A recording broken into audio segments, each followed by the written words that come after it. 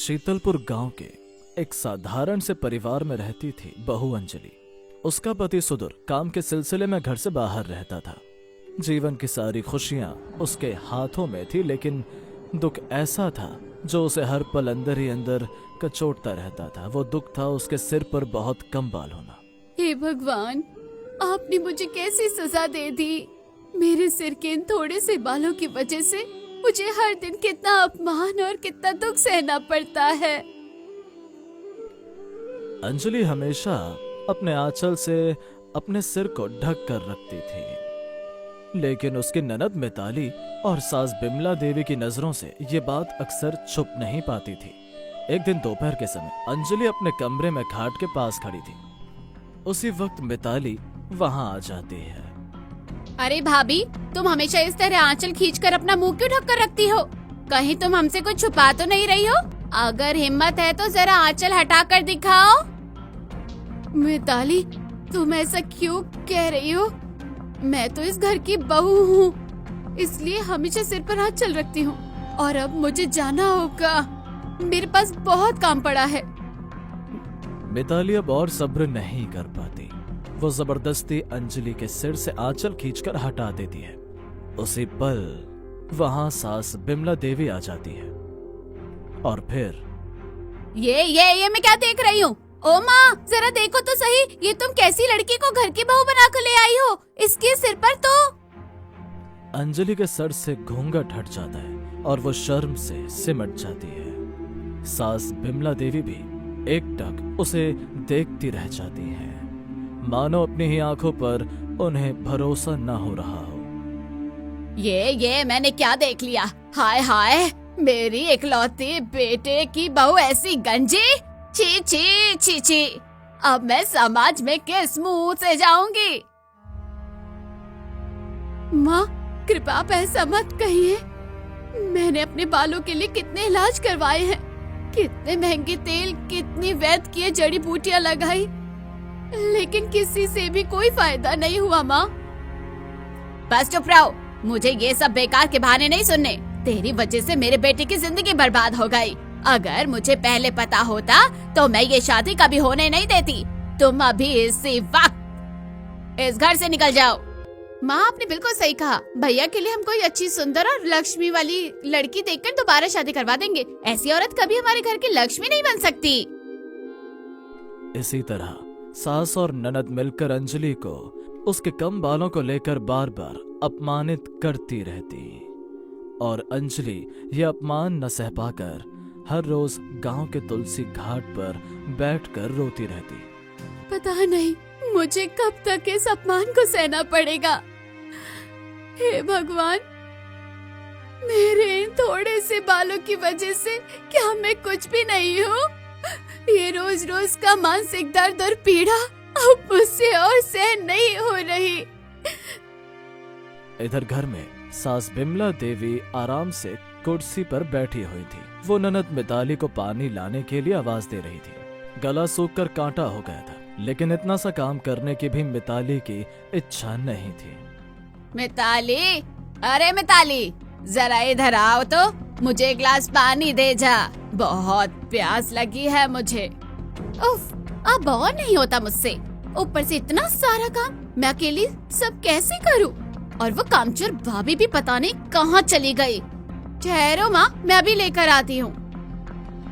अंजलि के इस गहरे दुख को देखकर गंगा जल में ध्यान मग्न माँ काली के हृदय में करुणा जाग उठती है। अंजलि का दर्द देखकर माँ का मन भी व्याकुल हो उठता है। हाय रे, इस बेचारी बेटी का कितना दुख है। इसके बालों को लेकर इसके अपने ही घर वाले रोज इसका अपमान करते हैं। नहीं नहीं, अब मुझे ही जाकर इसकी मदद करनी होगी। ये कहकर माँ काली अपनी दिव्य ज्योति से चारों ओर प्रकाश फैला देती है। वो गंगा जल से बाहर प्रकट होती हैं। उनका रूप शांत, सौम्य और स्नेहमय था, जो हर दुख और पीड़ा को हर लेने वाला था। अंजलि, तुझे इतना दुख सहते देखकर मैं अब और नहीं रह सकी, इसलिए मैं स्वयं तेरे सामने प्रकट हुई हूँ।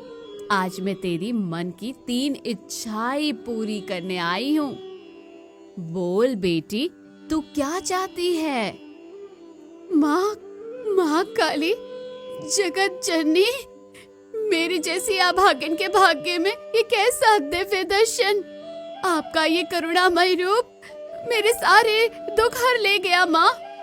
लेकिन आप मेरे कष्ट के बारे में जानती कैसे थी माँ? मैं हमेशा इसी घाट पर ध्यान करती हूँ और तू रोज यहाँ आकर रोती बिलखती रहती है। मैं हर किसी को दर्शन नहीं देती बेटी, लेकिन तेरे निष्कलंक हृदय का दर्द देखकर मैं स्वयं को रोक न सकी, इसलिए तेरे सामने चली आई। तुलसी घाट पर माँ काली और अंजलि के बीच हो रही बातचीत को दूर से छिपकर सुन रही थी ननद मिताली। उस समय उसकी आंखों में भयंकर लालच साफ दिख रहा था। ये मैं क्या देख रही हूँ? वो मायावी देवी भाभी को 3 इच्छाओं का वरदान देने वाली है? नहीं, ये मैं भाभी को किसी भी हालत में नहीं पाने दूंगी। ये आशीर्वाद मुझे चाहिए, सिर्फ मुझे। मिताली छुपने की जगह से बाहर निकलकर घाट की ओर बढ़ने लगती है। माँ काली तुरंत समझ जाती है कि कोई गलत नियत लेकर आ रहा है। अंजलि, लगता है इधर कोई आ रहा है, मुझे अभी जाना होगा। तू जरा भी चिंता मत करना, जब जब तू अकेली इस घाट पर आएगी मैं तेरे पास जरूर आऊंगी। ये कहकर माँ काली जल में विलीन हो जाती हैं और देखते ही देखते अदृश्य हो जाती हैं। उसी समय मिताली घाट पर पहुंचकर अंजलि को फिर से काम में लगा देती है। अरे भाभी, अगर तुम यूं ही यहाँ बैठी रहोगी तो घर के सारे काम कौन करेगा? अंजलि जैसे ही घर लौटती है, मिताली सास को पानी देकर आती है। तभी सास अंजलि को डांटना शुरू कर देती है। बहू, अरे बहू, फौरन मेरे कमरे में आओ। आज से घर का झाड़ू पोछा, गाय को चारा डालना और खाना बनाना, ये सारे काम तू अकेले ही करेगी, समझी या नहीं? सास जब अंजलि को डांटने में लगी होती है, तभी मिताली मन ही मन नई चाल चलती है। वो जानती है वरदान पाने के लिए उसे भाभी की तरह दिखना होगा। मुझे आज ही भाभी का एक कपड़ा चुराना होगा और वही कपड़ा पहनकर मैं उस नदी के घाट पर जाऊंगी। कल सुबह भाभी को घर के सारे कामों में इतना उलझा दूंगी कि उसे बाहर जाने का मौका ही ना मिले। उसके बाद रात के अंधेरे में मिताली चुपचाप रसोई में घुसती है। अंजलि ने जो खाना बनाया होता है उसमें वो चोरी से एक बाल मिला देती है और अंजलि को इसका जरा भी अंदाजा नहीं होता। ये क्या, भात में बाल कैसे आ गया? छी, दिन भर मेहनत करके घर लौटो और ठीक से खाना भी न मिले। अरे बाहू, तेरे बालों के साथ साथ क्या तेरी आंखें और दिमाग भी चले गए हैं? दिखाई नहीं दिया कि भात में बाल गिरा है? माँ, मैंने खाना बनाते समय सब कुछ अच्छे से साफ किया था, खाने में बाल कैसे आ गया ये मैं सच में नहीं जानती। अगली सुबह होते ही मिताली भाभी को सख्त हुक्म देती है। अंजलि को पूरे दिन काम में उलझाकर वो अपना मौका तलाशने लगती है। आज तुम पूरा दिन घर का काम करोगी, कहीं भी जाने की जरूरत नहीं है। अगर मेरी बात नहीं मानी तो आज भी तुम्हारे नसीब में सिर्फ दुख ही लिखा है। इसके बाद मिताली अपने कमरे में जाती है। वो अंजलि की साड़ी पहनकर चुपचाप तुलसी घाट की ओर निकल जाती है। वहाँ पहुंचकर वो खुद को आड़ में छुपा लेती है। अब मुझे बस भाभी की तरह दुख की बातें करनी है। नहीं नहीं, पहले सिर पर घूंघट डालकर चेहरा अच्छे से ढक लेती हूँ। मिताली घूंघट में अपना सिर और चेहरा ढककर दुख भरी बातें करने लगती है। उसके करुणा पुकार सुनकर माँ काली जल से प्रकट होती हैं। बेटी, अपनी मन की 3 इच्छाएं बताओ, आज मैं उन्हें पूरा करूंगी। मेरी पहली इच्छा, मैं सबसे ज्यादा बहुत ज्यादा सुंदर बन जाऊं। मेरी दूसरी इच्छा, मेरे बालों सबसे लंबे और बेहद सुंदर हो जाएं। तथास्तु। अपनी तीसरी इच्छा बताओ। मेरी तीसरी इच्छा ये है, मेरे गहनों का संदूक हर तरह के कीमती गहनों से भर जाए। तथास्तु। मैंने तुम्हारी तीनों मनोकामनाएं पूरी कर दी है। अब तुम घर लौट जाओ, लेकिन याद रखना, जो कोई भी मुझसे असत्य और छल के रास्ते से वरदान मांगता है उसका उल्टा फल मिलता है। इतना कहकर माँ काली नदी में जल में समा जाती और देखते ही देखते अदृश्य हो जाती है। मिताली खुशी से झूमती हुई घर की ओर लौट जाती है। घर में पहुंचते ही मिताली जैसे ही अपने सिर से घूंघट हटाती है, आईने में देखकर उसके पैरों तले जमीन खिसक जाती है। उसके सिर पर एक भी बाल नहीं था। हाथ, पैर और चेहरा काले और बेहद कुरूप हो चुका था। ओ मारे, मेरे साथ ये क्या हो गया? ये कैसी भयानक सूरत बन गई मेरी। अब मैं क्या करूं? घबराकर वो तुरंत अपने गहनों का संदूक खोलती है, लेकिन उसमें जो 2-4 गहने थे वो भी अब बिल्कुल गायब थे। मिताली की चीख पुकार सुनकर उसकी माँ और भाभी दौड़ते हुए कमरे में आती है। छी छी छी छी छी, तुझे देखकर तो नफरत हो रही है। तू मेरी बेटी है, ये बताने में अब मुझे समाज के सामने शर्म आएगी। ये सब भाभी की वजह से हुआ है। भाभी की माँ काली ने मुझे श्राप दे दिया है। मैं उनका आशीर्वाद चोरी करना चाहती थी। मिताली की बात सुनते ही अंजलि सब कुछ समझ जाती है। बिना देर किए वो दौड़कर तुलसी घाट पहुंच जाती है और माँ काली को पुकारने लगती है।